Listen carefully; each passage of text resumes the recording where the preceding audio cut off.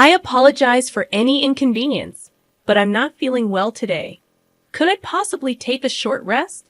It's quite unfortunate that I'm under the weather, especially since I am working remotely and have a virtual meeting scheduled. Despite having to make such a request, which feels a bit embarrassing, I appreciate your understanding, considering my pregnancy. It's kind of you to offer a break. Let's pause for 45 minutes and reconvene afterward. I'm genuinely thankful for your empathy and flexibility.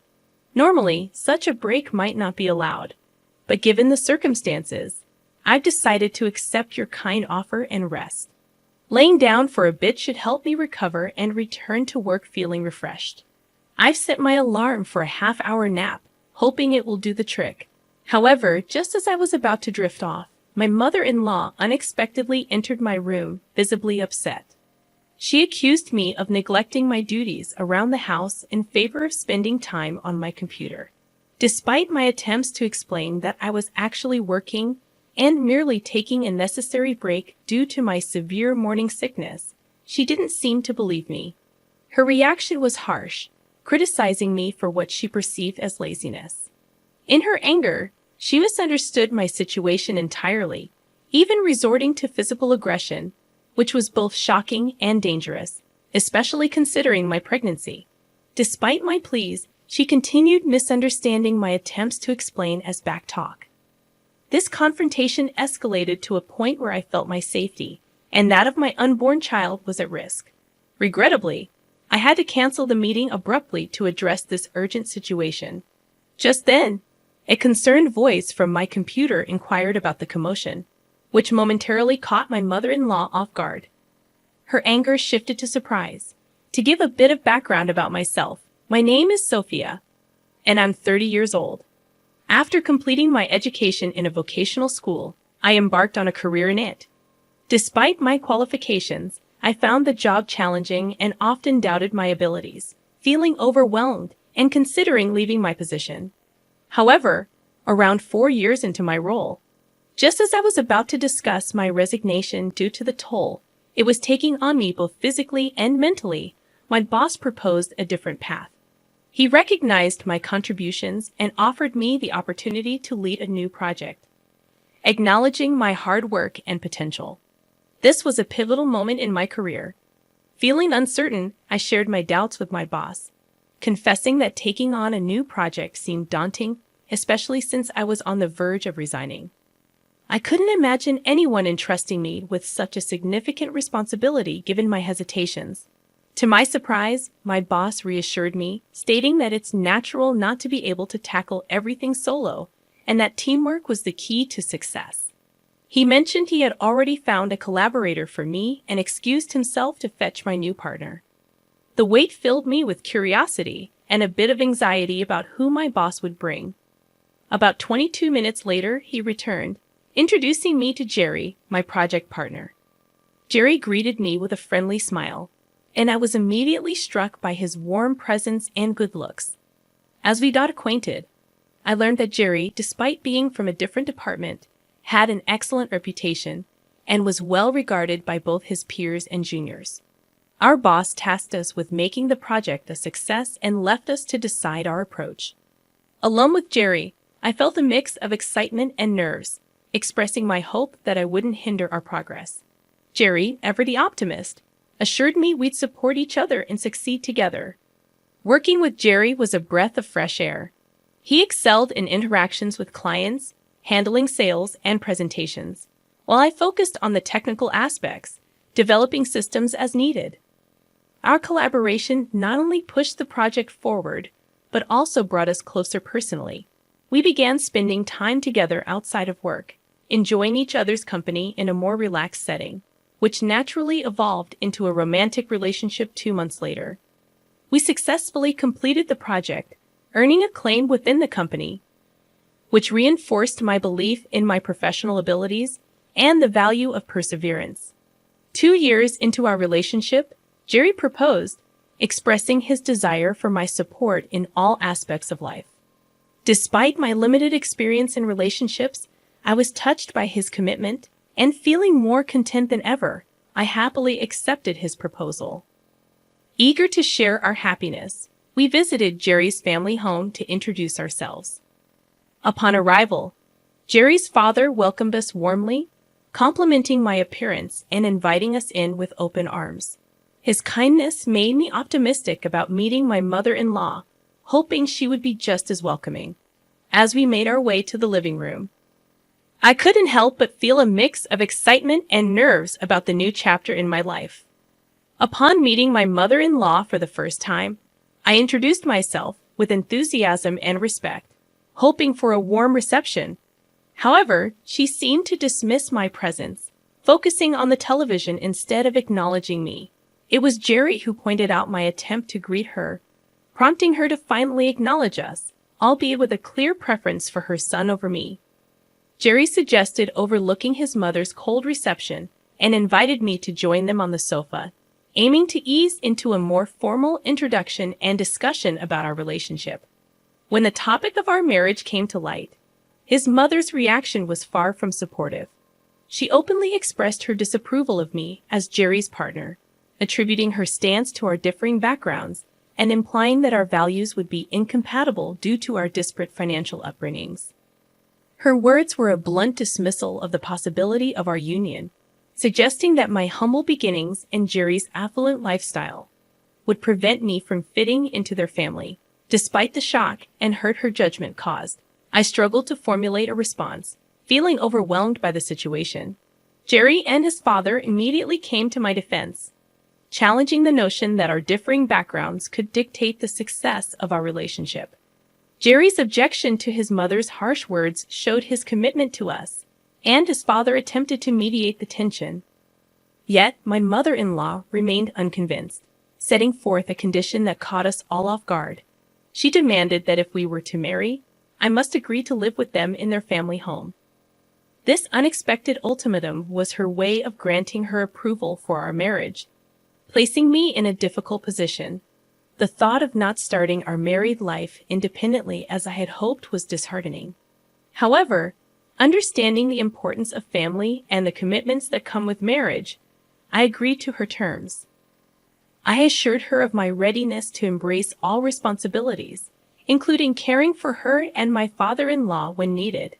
My declaration surprised everyone, especially Jerry and his father, who likely did not anticipate my willingness to comply with such a significant request. I made it clear that my commitment to Jerry extended beyond our immediate happiness to include the well-being of his family. With a heavy heart yet determined resolve, I asked for her approval once more, hoping this gesture would bridge the gap between us and allow us to move forward as a family. Agreeing to my mother-in-law's condition, I found myself securing her approval for our marriage. She asked me to look after them, which I promised to do, marking the end of our initial tense introduction. Despite my reservations about living with my in-laws, the presence of Jerry and the support of my father-in-law gave me hope that things might turn out fine.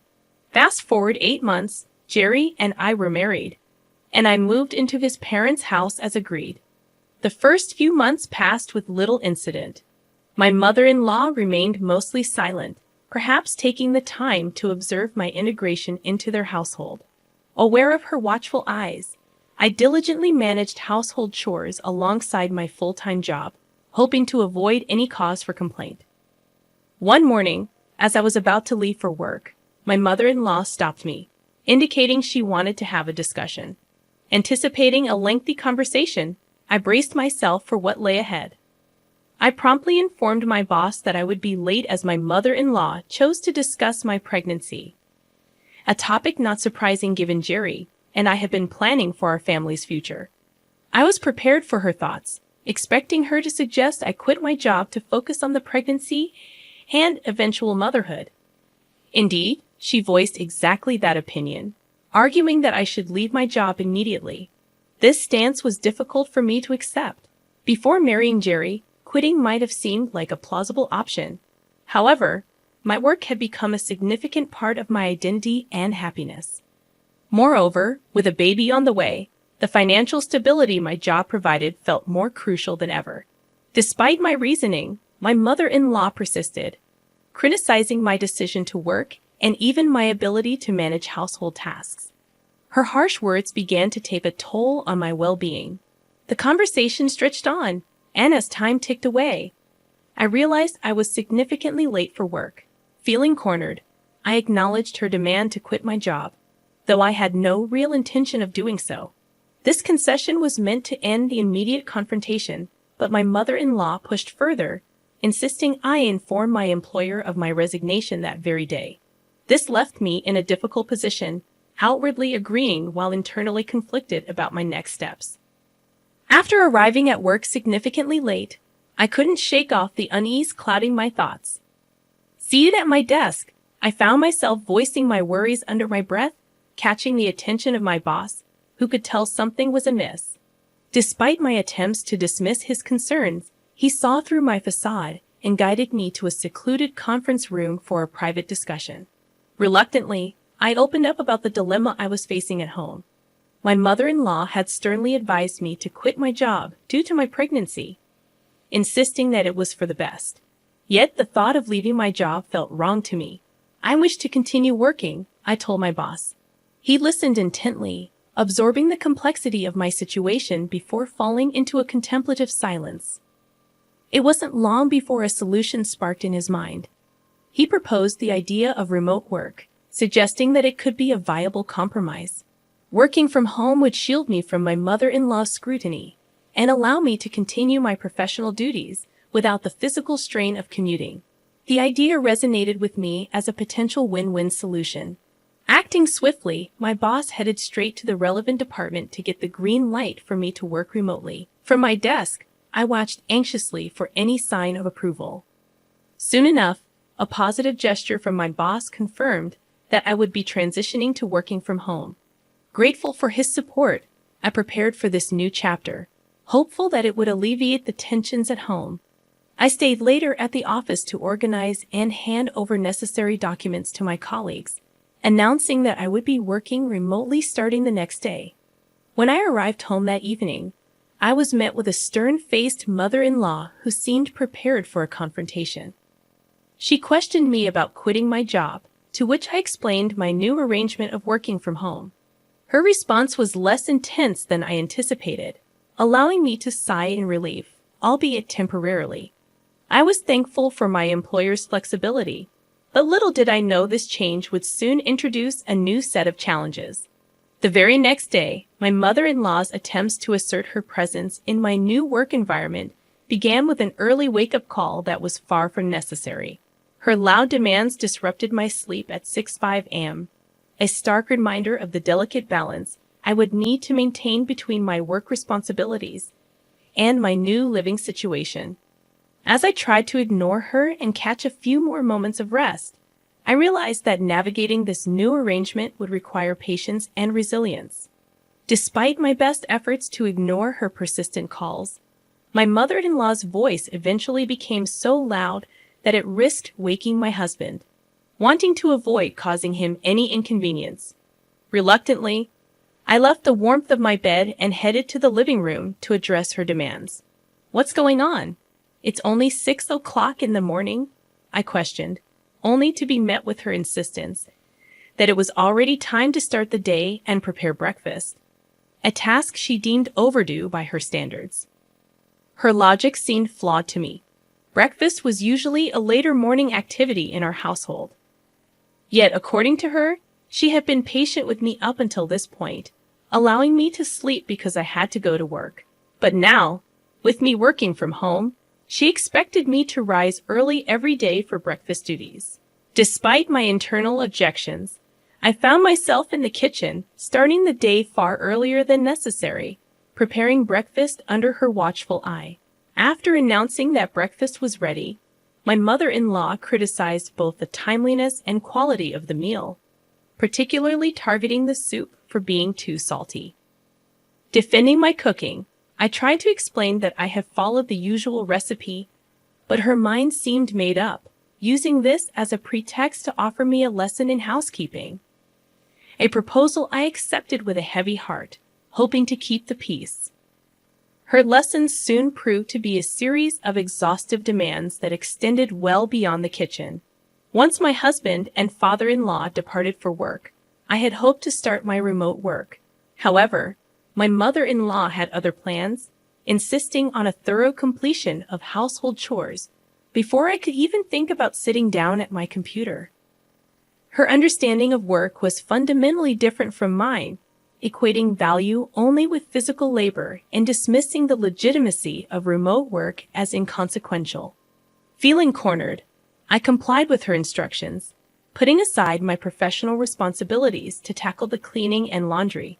Despite her continuous dissatisfaction with my efforts, she demanded a level of cleanliness that she herself did not adhere to, critiquing my use of the vacuum and insisting on more traditional methods of cleaning, which consumed even more of my time. After hours of household chores, I finally returned to my desk, eager to catch up on my work. Yet the reprieve was short-lived. My mother-in-law's voice soon echoed once again, summoning me from my work with an urgency that left me wondering what possible task awaited me this time. The cycle of interruptions made it clear that balancing my remote work with her expectations was going to be an ongoing challenge, requiring patience, tact, and perhaps a new strategy. My attempts to balance work with my mother-in-law's demands reached a boiling point when she interrupted me once again, asking for tea while I was deeply engrossed in my work. Frustrated and unable to contain my feelings any longer, I asked if she could possibly make it herself. Given that I was in the middle of something important, this honest expression of my boundaries was met with an exaggeratedly negative response from her, accusing me of being disrespectful and lazy, mistaking my work on the computer for leisure. The situation escalated quickly when, in a burst of anger, she physically grabbed my shirt. Although she didn't go as far as to hit me, the threat of violence hung heavily in the air. I managed to defuse the situation with an apology, but this incident marked a turning point. From then on, my mother-in-law seemed to assert her dominance more aggressively, summoning me for increasingly petty tasks and treating me more like a servant than a family member. Despite pleading with my husband and father-in-law to intervene, their presence did little to curb her behavior, as she cleverly concealed her true nature around them. Months of enduring this treatment left me both physically and emotionally drained. However, a particularly distressing incident occurred on a day when I had diligently completed all my chores early in anticipation of an important online meeting, just as the meeting was about to start. Feeling suddenly unwell, I had to request a short break during the meeting, which was kindly granted by the meeting leader. As I lay down to rest, my room door flew open, and my mother-in-law stormed in, accusing me of shirking my duties under the guise of work. Despite my attempts to explain that I was genuinely unwell and had already completed the household tasks, she launched into a tirade, questioning the legitimacy of my work and accusing me of lying. Her anger escalated to a shocking act of violence as she began to physically assault me, endangering not just my well-being but also that of my unborn child. In a desperate attempt to protect myself and my baby, I had no choice but to cancel the meeting and seek safety. In this moment of crisis, a voice from my computer offered a brief distraction, but it did little to deter my mother-in-law's fury.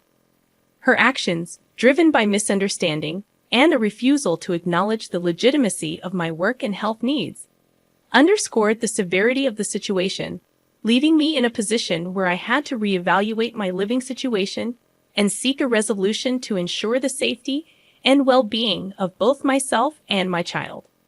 In a dramatic turn of events, my confrontation with my mother-in-law reached its climax when, after enduring months of mistreatment, an unexpected ally emerged.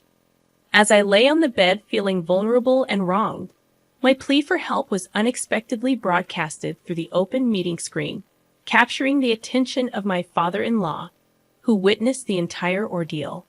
Reacting swiftly to what he had seen, my father-in-law rushed home, determined to put an end to the abuse.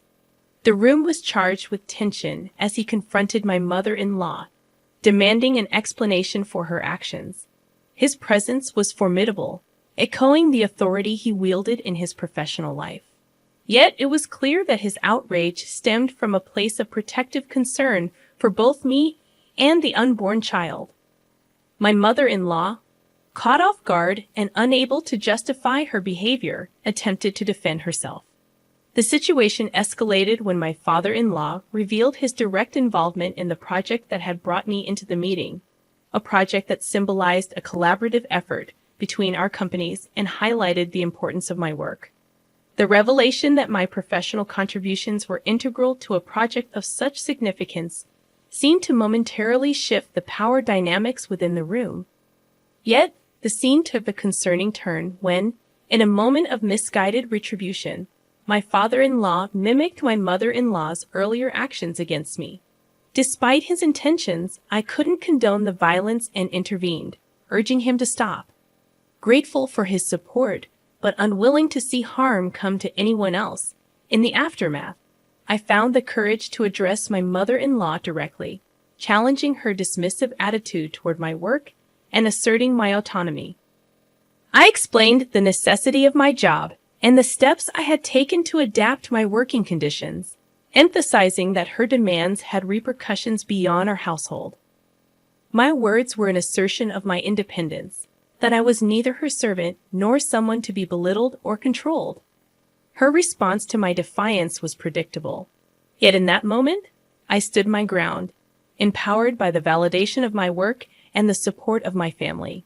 The confrontation served as a pivotal moment, one that redefined the boundaries within our household and marked a new chapter in my journey toward balancing my professional ambitions with my personal life. In a moment of confrontation, I stood my ground against my mother-in-law's attempt to physically intimidate me once more. Instead of succumbing to fear, I firmly caught her wrist, warning her against underestimating me due to my apparent calm demeanor. My assertion of self-defense seemed to take her by surprise, leading to a moment of realization for her. She looked defeated and agreed to my request to inform the person in charge of the meeting about its cancellation, allowing me some peace to concentrate on my work. Later, as my father-in-law returned to his professional commitments, I noticed a significant shift in my mother-in-law's behavior. She no longer interfered with me. This newfound tranquility allowed me to make remarkable progress in my work undisturbed, a stark contrast to the previous months of constant interruptions. That evening, as I was preparing dinner, my husband and father-in-law arrived home. My husband, having been briefed by his father about the day's events, expressed concern for my well-being. Despite the tension, I reassured him that I was all right. However, he felt a family discussion was necessary and summoned everyone to the living room. As we gathered, the atmosphere was tense, especially around my mother-in-law, who seemed anxious about the impending conversation. My husband directly addressed the day's events, prompting my mother-in-law to admit her actions. This confession seemed to weigh heavily on him, marking a moment of realization about the extent of her behavior towards me. The silence was then broken by my father-in-law's declaration of his intention to divorce, acknowledging his part in allowing the situation to escalate to this point. The announcement shocked everyone, especially my mother-in-law, who pleaded for reconsideration. However, my father-in-law stood firm in his decision. The following days saw the agreement of the divorce being put into action, with plans to remove my mother-in-law from the home. As she prepared to leave, burdened with her belongings, she sought closure, thanking me for the time spent together. At this moment, I felt compelled to address her one last time, not out of forgiveness, but perhaps to offer a final piece of advice or closure. Her expression shifted as she turned back at my call, possibly hoping for a last-minute reprieve or reconciliation. However, my words for her were not of forgiveness, but a reminder of the consequences of her actions, emphasizing the importance of respect and understanding within a family. This encounter, though brief, was a poignant reminder of the complex dynamics that had unfolded and the transformative journey we had all embarked on as a result of these tumultuous events. After my mother-in-law left the house, carrying the weight of her actions and the consequences they brought, I couldn't help but feel a mix of relief and contemplation. The idea of seeking legal action against her crossed my mind, especially after her reckless behavior, but I chose a path of restraint. Instead, I sought reassurance from my father-in-law, wondering if the decision for him to divorce her was truly what he wanted. His response, filled with regret for not recognizing her true nature sooner, affirmed the necessity of the separation. In the weeks that followed, the absence of my mother-in-law brought newfound peace to the household. My work flourished without interruption, and the project initiated by my father-in-law's company progressed smoothly. While curiosity about my mother-in-law's current situation lingered, it was a distant concern compared to the tranquility and focus I now enjoyed. The question of her well-being finally found its moment over dinner one evening when my husband inquired about her. My father-in-law, with a hint of concern and curiosity in his voice, shared that he had visited her. The description of her living conditions, marked by disarray and convenience store meals, painted a stark contrast to the life she once led. Her current employment at a supermarket, supplemented by a pension, suggested a significant adjustment from her previous lifestyle. This revelation brought mixed emotions. While there was a part of me that felt vindicated, another part couldn't help but reflect on the drastic changes she had undergone. The knowledge that she was struggling did not bring joy, but a complex sense of closure. The focus now shifted to the future, particularly to the arrival of our daughter. The commitment to providing a nurturing, positive environment for her became my primary focus, ensuring she would grow up in a household defined by love, respect, and stability, far removed from the turmoil of the past. As I anticipated the birth of our daughter, the resolve to shield her from negative influences strengthened. The experience with my mother-in-law served as a poignant reminder of the values and environment I wish to cultivate for our growing family. With this vision in mind, I looked forward to welcoming our new addition with optimism and open arms.